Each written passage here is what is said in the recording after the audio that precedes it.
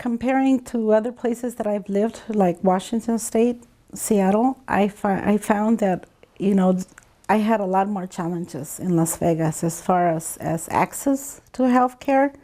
You know, there's still a lot that needs to be done when it comes to having equal access to healthcare for everybody, you know, women, men, young people. I think that there's still a lot of work that needs to be done there. And I also think that there's a tendency to, if I'm doing fine, I don't worry about the rest kind of thing going on also in larger cities. People that really have needs and that need information education, that are isolated, that are disenfranchised, tend to get lost. And I think there's also a sense of lack of want to volunteer, want to help the community.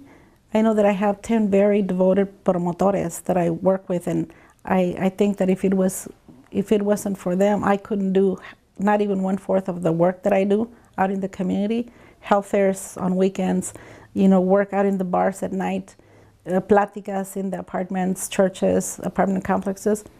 But we need more than that.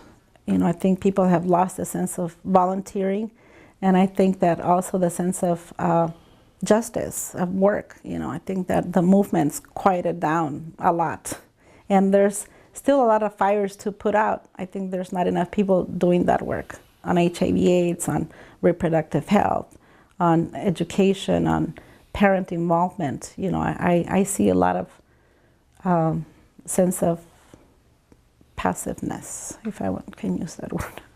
Even though here I still see that there's a lot of work that needs to be done, I think that this area, Las Vegas, allows me to do a lot more of the work that I can do. There's a lot more work to be done, but there's a lot more organizations. People in those organizations that I'm finding have the same dream that I have of improving the lives of, you know, getting people to services, reducing all the things that I talked about before. I think that this presents itself more, even though we have challenges, you know, like in the school district where we don't have comprehensive sex education yet, but there's still a lot of other places, a lot of space for growth with the work that I do.